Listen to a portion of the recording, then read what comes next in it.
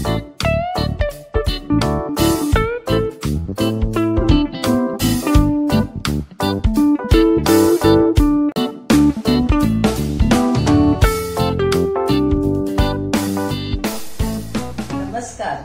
Recipes bye Jayu मध्ये आपलं स्वागत आहे। आजपर्यंत आपण दिलेल्या उदंड प्रतिसादाबद्दल धन्यवाद। आज आपण करणार आहोत खमंग, खुसखुशीत आणि कुरकुरीत अशा भाजणीच्या चकल्या। चकल्या करण्यासाठी आपण बघूया भाजणी कशी करायची। तर यासाठी आपल्याला लागेल 6 वाट्या तांदूळ, जे मी धुवून फडक्यावर पसरून व्यवस्थित वाळवून घेतलेत। 4 वाट्या चण्याची डाळ, 1 वाटी उडदाची डाळ, 1 वाटी मुगाची डाळ, अर्धी वाटी जिरे आणि 1 वाटी धणे। हे सगळं साहित्य मी या वाटीनी सपाट वाटीप्रमाणे घेतलं आहे। शक्यतो तांदूळ जे घ्यावे ते जाडसर घ्यावे। आता आपण भाजणी भाजायला घेऊया। सर्वप्रथम मी तांदूळ घेते। हे सगळी धान्य आपल्याला गुलाबीसर भाजून घ्यायचे, एकदम लाल करायची नाहीयेत। इथं भाजायला घेतले तांदूळ, हे कितपत भाजायचे ते मी दाखवते तुम्हाला। हे बघा, आपले तांदूळ हळूहळू गुलाबीसर होत चाललेत, अजून ते झाले नाहीये। आणि प्रत्येक वेळी प्रत्येक धान्य तळापासून ढवळायचे। धान्य भाजताना आपल्याला शक्यतो मोठ्या जाळावरच भाजायचे, मध्येच कधीतरी मध्यम जाळही ठेवावा। आपल्या गरजेप्रमाणे मध्यम ते मोठ्या जाळावर धान्य भाजायचे। हे बघा, आपले तांदूळ छान गुलाबीसर भाजून झालेत। आता तांदूळ काढून घेते आणि नंतर चण्याची डाळ भाजायला घ्यायची। आता तांदूळ काढून झाल्यावर आता चणा डाळ भाजायला घेतलीये। ही गुलाबीसर झाली की मग एक एक करून उडदाची डाळ, मुगाची डाळ वेगवेगळी भाजायची आपल्याला। आणि सगळ्यात शेवटी सगळं भाजून झाली धान्य की सगळ्यात शेवटी रिकामी कढई जी असते आणि तापलेली असते ती, त्याच्यात आपल्याला फक्त धणे जिरे टाकून थोडा वेळ परतायचंय बंद गॅसवर। फक्त ते गरम करायचे धणे आणि जिरे। डाळ हे भाजून झालीये। डाळ भाजताना मात्र मी मगाशी म्हटल्याप्रमाणे तांदूळाला फक्त मला मोठा गॅस बराच वेळ ठेवावा लागला, कारण सुरुवातीला कढई तापलेली नसते। त्यामुळे आपल्या अंदाजाप्रमाणे आपण गॅस कमी जास्त करावा। आता तांदूळ मोठ्या गॅसवर भाजले म्हणून चणा डाळ मोठ्या गॅसवर भाजून उपयोगी नाही। ती मी मध्येच मध्यम, मध्येच बारीक असा जाळ ठेवून साधारण गुलाबीसर होईपर्यंत भाजली। आता आपण मुगाची डाळ भाजून घेऊया।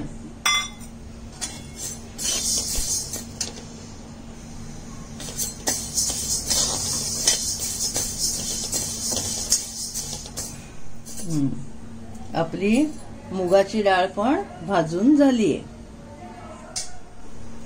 आता आपण उडदाची डाळ भाजायला घेऊया। आपली उडदाची डाळ पण भाजून झालीये। आता ही उडदाची डाळ काढून आपण ह्या तापलेल्याच कढईत धणे आणि जिरं घालून बंद गॅसवर 5 मिनिटं भाजायचे, म्हणजे हलवायचे बस, गरम होण्याइतपत। धणे आणि जिरं आपल्याला फार भाजायचं नाहीये। आपली सगळी धान्य भाजून झाली आहेत। आपली कढई देखील खूप गरम आहे। अगदी अर्धा मिनिट मी गॅसवर ठेवली आहे, ती मंद गॅसवर। आणि आता त्यात हे धणे आणि जिरं टाकून घेते।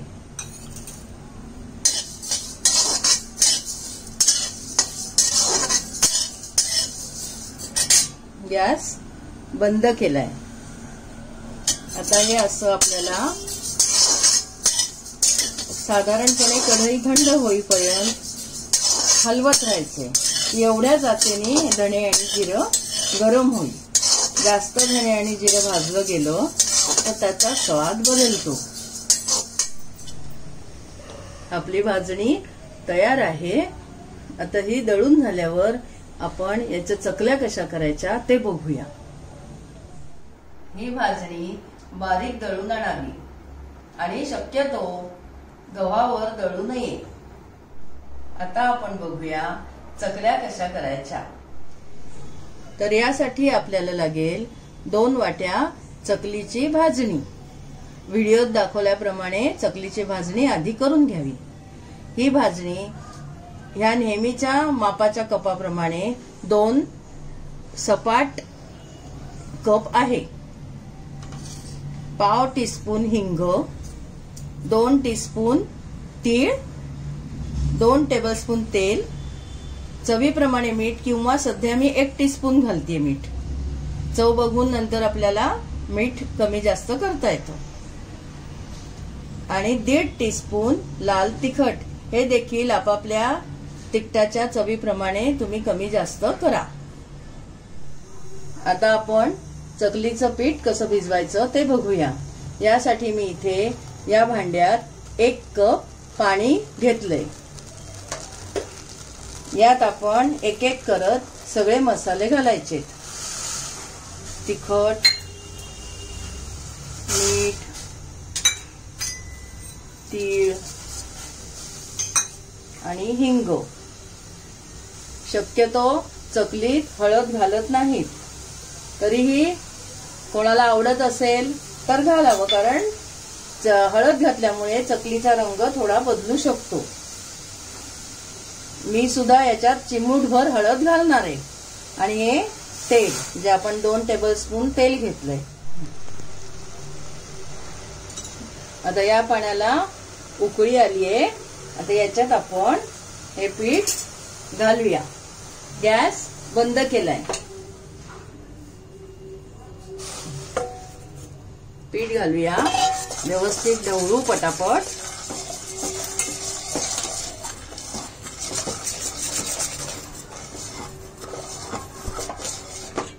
आणि झाकून ठेवायचे। साधारणपणे 15-20 मिनिटं ते अर्धा तास झाकून ठेवायचे। आणि नंतर आपण चकल्या कशा करायच्या ते बघूया। आता आपण चकल्या करायला सुरुवात करूया। सर्वप्रथम एका कढईत व्यवस्थित तेल तापत ठेवलंय। आणि चकल्या तळायला शक्यतो कमी तेल घेऊ नये, म्हणजे चकल्या चांगल्या तळल्या जातात। आता आपण चकलीचं पीठ मळून घेऊया। थोडं थोडं थंड पाणी घेऊन आपल्याला हे छान मळून घ्यायचे। मऊ व्यवस्थित मळायचंय, पण फार पातळ करायचं नाहीये आपल्याला। जर जास्त सैल केलं पीठ तर चकलीला काटा येत नाही। म्हणून नरम तर झालं पाहिजे, पण शक्यतो मळून मळून कसं नरम होईल ते आपण बघायचंय। हे असं व्यवस्थित याने हाताच्या या भागाने व्यवस्थित मळून घ्यायचं पीठ।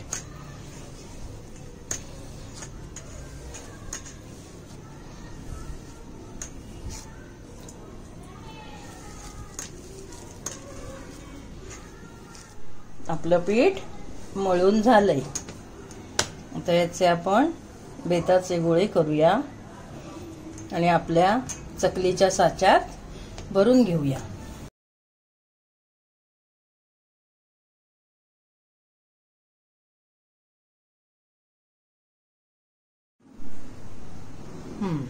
आता आपण मी या पद्धतीचा चकलीचा साचा घेतलाय। याला मी आतून तेलाचा हात फिरवून घेतलाय। आता मी असं पीठ ह्याच्यात भरते। आणि आपण जे स्वयंपाकघरात टिश्यू वापरतो, टिश्यू पेपर्स, ते मी तुकडे करून घेतलेत। त्याच्यावर आपल्याला चकली पाडायची। आपण ज्या चकल्या पाडणार आहोत त्या शक्यतो सारख्या आकाराच्या पाडाव्यात, म्हणजे दिसायलाही छान दिसतात आणि तळतानाही एकसारख्या तळल्या जातात. आणि हे जे मी तेल तापत ठेवलंय, हे तेल एकदा व्यवस्थित तापलं पाहिजे. फार उकळलं नाही पाहिजे, पण नीट तापलं पाहिजे. आणि चकल्या टाकताना आपण मोठ्या गॅसवर टाकायच्या आहेत आणि नंतर सबंध चकल्या आपल्याला मंद जाळावरच तळायच्या आहेत.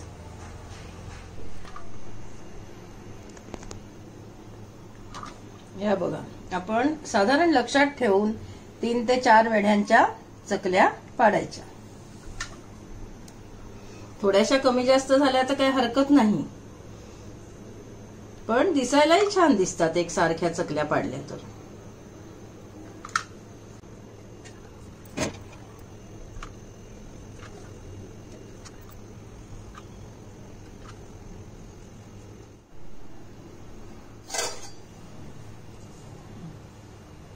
आपलं तेलही व्यवस्थित तापलंय. चकल्या आता आपण तेलात टाकूया, पण त्याआधी गॅस मोठा केलाय मी. चकली टाकताना गॅस मोठा ठेवावा.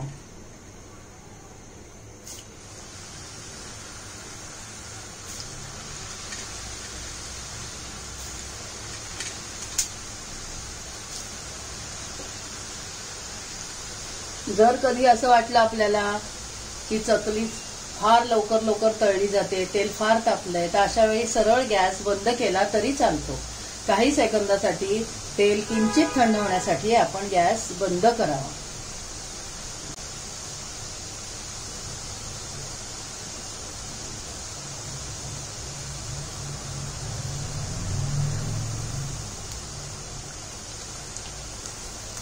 टाकताना आपण मोठ्या गॅसवरच टाकलं ना आता? हा, शक्यतो मोठ्या गॅसवर टाकाव्या, म्हणजे तेवढ्याच काही सेकंदांसाठी.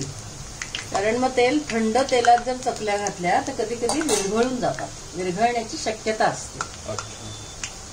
आणि हा तेलाचा सर्वस्वी अंदाज आपण आपलाच घ्यायचा असतो की किती तेल तापलंय, आपल्याला आता टाकायला झाली आहे की नाही चकली, किंवा आता गॅस मोठाच करायला हवा आहे थोड्या वेळासाठी. आणि शक्यतो चकली ही मंद जाळावरच तळली की आतपर्यंत छान तळली जाते. चकल्या तळून झाल्या की असे बुडबुड येतात आणि चकली थोडी खाली गेल्यासारखी वाटते आपल्याला. हलक्या तर होतातच, त्याप्रमाणे अंदाज घेऊन आपण तळणीतून चकल्या काढून घ्यायच्या आहेत. आणि थंड झाल्यावर एकदा बघावं की झाल्या आहेत का छान. जर कुरकुरीत, कधी कधी चकल्या सुरुवातीला नसतात कुरकुरीत, पण थंड झाल्यावर छान कुरकुरीत होतात. तशा झाल्या तर प्रश्नच नाही, नाहीतर परत एकदा थोड्याशा तळून घ्याव्या. अच्छा, मी आता या चकल्या काढून घेते. छान रंग आलाय बघा चकलीला, एकदम मस्त. आणि थंड झाली की आपण ही मोडून बघूया कशी छान कुरकुरीत झालीये ती. आपल्याला प्रत्येक घाण्याच्या वेळी, म्हणजे जेव्हा जेव्हा आपण नवीन पीठ भरतो साच्यामध्ये, तेव्हा तेव्हा पिठाचा गोळा मळून घ्यायचा आहे. आणि तोपर्यंत राहिलेलं पीठ झाकून ठेवायचंय, म्हणजे ते वाळत नाही. दरवेळी थोडा थोडा गोळा मळून घ्यायचा. अक्षय, ही चकली खाऊन बघ रे जरा, कशी झाली. वा, काय छान कुरकुरीत आवाज येतोय. एकदम मस्त कुरकुरीत आणि खुसखुशीत झाली आहे, आणि चव पण इतकी छान आहे. थँक्यू. आपल्या चकल्या तयार आहेत. किती छान झाली. फार टण्ण वाजायला नकोच आहे आपल्याला. हे बघ कशी सहज तुटली बघ. हे बघ, एकदम हलकी चकली झाली की ही अशा पद्धतीने होते. हे बघ, अगदी सहज पडली तरी तुटते चकली. आपल्या चकल्या खमंग, खुसखुशीत, कुरकुरीत अशा झाल्याच आहेत. पण याही पेक्षा हलक्या चकल्या हव्या असतील तर 1 कप पिठाला 1 टेबलस्पून तेलाबरोबर 1 टीस्पून तेल अधिक घालावे. त्याने चकल्या अजून हलक्या होतील. नक्की करून बघा, अभिप्राय कळवा आणि चॅनल सबस्क्राईब करायला विसरू नका.